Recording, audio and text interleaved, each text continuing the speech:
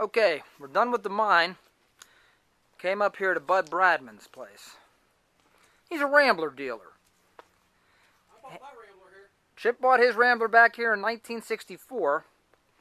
Hand-dipped ice cream. Those came from the Sweet Peace old store in Carmichael's, the gas station, which now is Magic Moments for all your flower and catering needs, wedding decoration needs. That's where those came from. And you can see he collects all sorts of stuff. This is a very interesting place here. Excuse the... Well, God never did give nothing to the Tin Man that he didn't already have. You got the old Crucible fire truck here we're going to sign. And his trailer here is going to be part of a storage shed he's building. He's going to incorporate it into the building. And you can just see, it's very eclectic here. I love this core. I'd like to have this maybe. It's a Hornet AMC. This is a nice one too. How much is the gas? It's actually diesel. Yeah, I can just keep on filming. We're going to go ahead and go in. Anybody drink coffee? We drink coffee. Here's Bud Bradman. We come bearing gifts. Yeah, oh man, that's great. That's not fancy. But that's from the Nemacolin mine. That is really neat. And I got this for you. Get out of here. Also from the Nemacolin mine. Well, thank you. Well, I got something too. Let me go grab it. Okay, this is the inside of the shop here. As you can see, Bud. This building was? Ricer's Landing Supply, this building was. As you can see, there's just, you can't just capture on this video what's here. No, you got to come see this in person. You have to come down here, and he will welcome you with a cup of coffee, which he's getting for us. It's just so much things, so many things here, that you don't know where to begin. Rice's Landing Marshall Band. Look at that. Bass drum. I'll tell you where there's more of those. Where at? In the attic of the fire hall. Down Really? At Rice's Landing. The rest of those are there. And me and a couple of the other firemen were actually supposed to get them down and try and restore them and just never got around to it. But they're down there. Probably some snare drums. The old calfskin heads.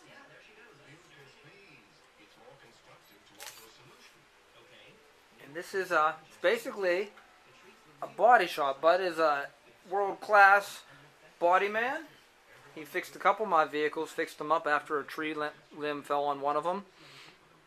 And let's go look for some more stuff. Just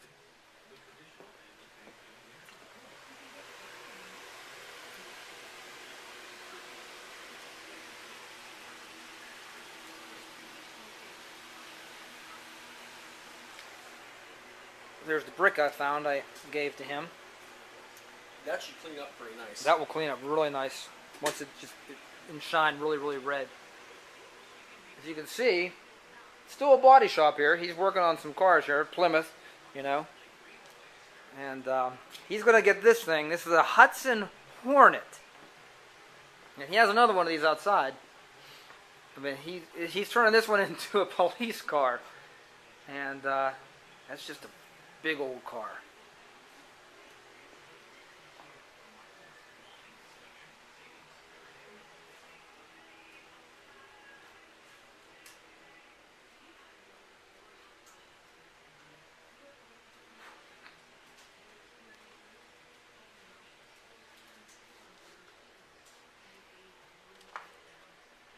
Old Pepsi cooler.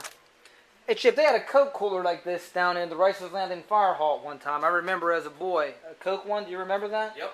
And it was a dime. And we would go down there on the summer back in '76 and just get icy cold Coca-Colas out of that same thing, Yep. Slide door. You you drink what it down and you put the bottles right beside it. There was one at the Catholic Church Hall too.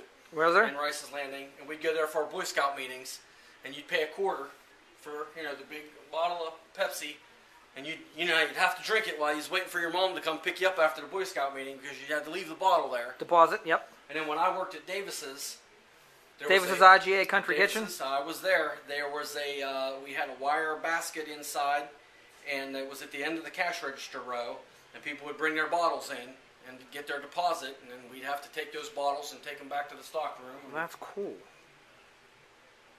But, yeah, there was another one similar to this in the old store on Carmichael Street in Rice's Landing with the thermometer on you have a picture of. With yeah. My great-grandfather, Norval Gooseman, actually built that store, and it was Gooseman's store for a while, and then it was Bogey Craft's store, and they had added on to it over the years. It was a beauty shop, it was a dance studio. They did karate there at one time, too. They did karate there. My uncle, Junior Cordick, owned it, and his wife, my Aunt Loretta, they owned it, and our band, we would practice there.